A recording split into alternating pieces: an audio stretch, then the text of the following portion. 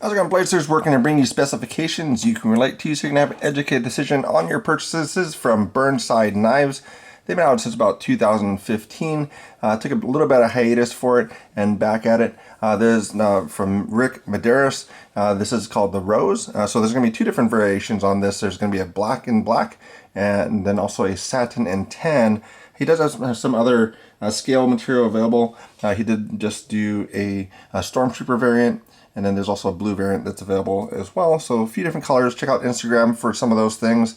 But those things are in the works for the knife. But that's how it's going to look in pocket for this knife. So very different clip for it. One that kind of makes them stand out a little bit from the other knives.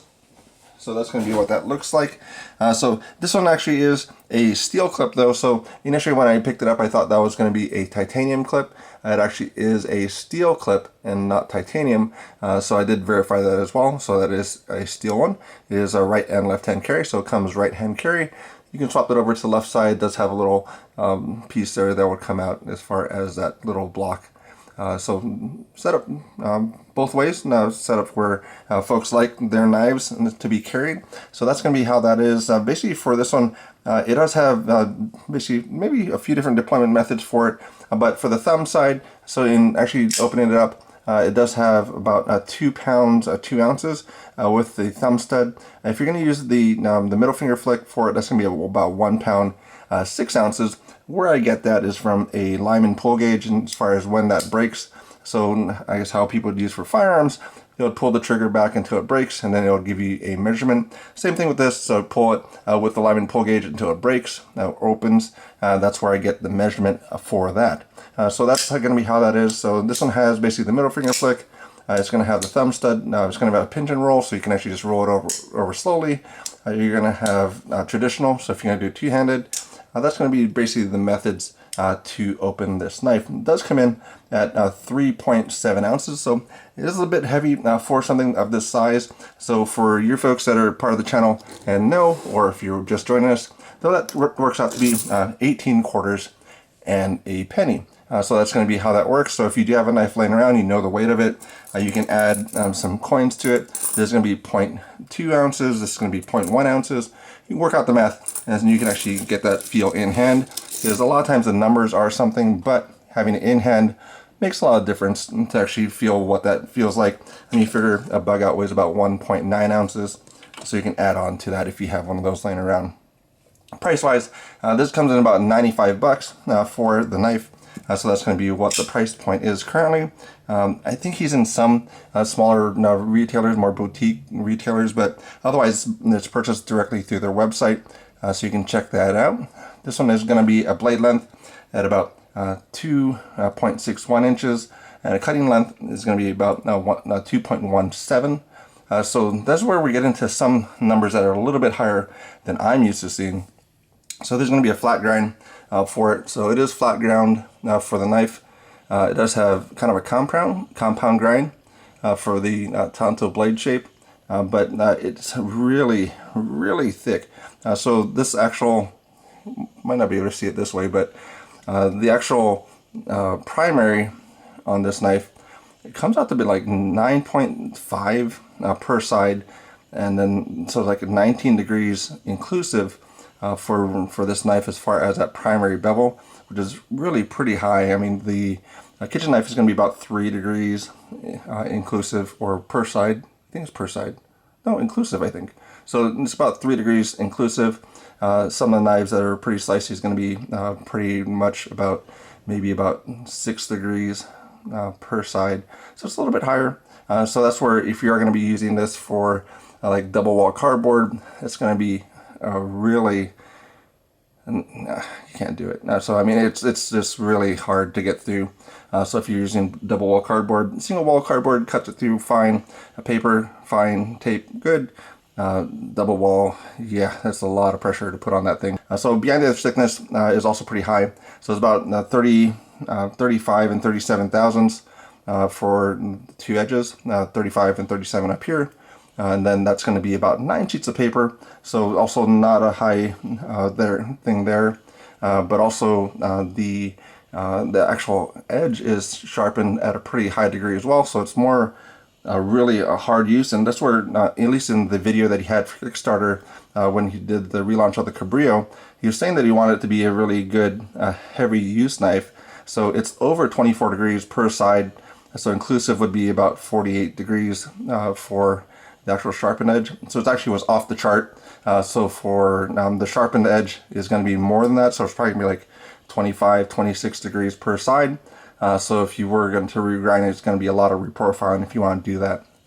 The actual degree of ramp on this one, so that's what I call it as far as basically from disengagement to when the blade is on, the detent ball is on the blade. I call it the degree of ramp, and then that is going to be 25 degrees, which is really good. 20 degrees is really good. 30 degrees is okay. 40 degrees is eh, and then anything over that is, it's really pretty bad. So that's going to be my opinion on those. Blade stock thickness is going to be 3.63 or 0.143, and that's going to be on a VG10 blade. So VG10, initially people just turn it off already. It's like, VG10, I don't want VG10, that's a horrible blade steel.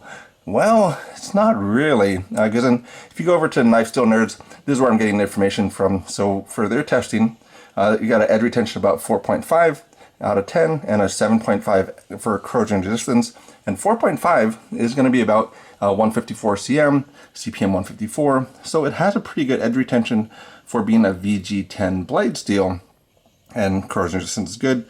VG10 is actually a knife steel, so that's what its purpose was for the knife, for the steel itself. So that's actually a good thing for that. But it's something that you have to decide if you can get over that, because VG10 is kind of an older steel. Spyderco still uses it for their, I think, their Japanese blades, but it's not as popular as it once was. Handle length on this is going to be 3.68 inches.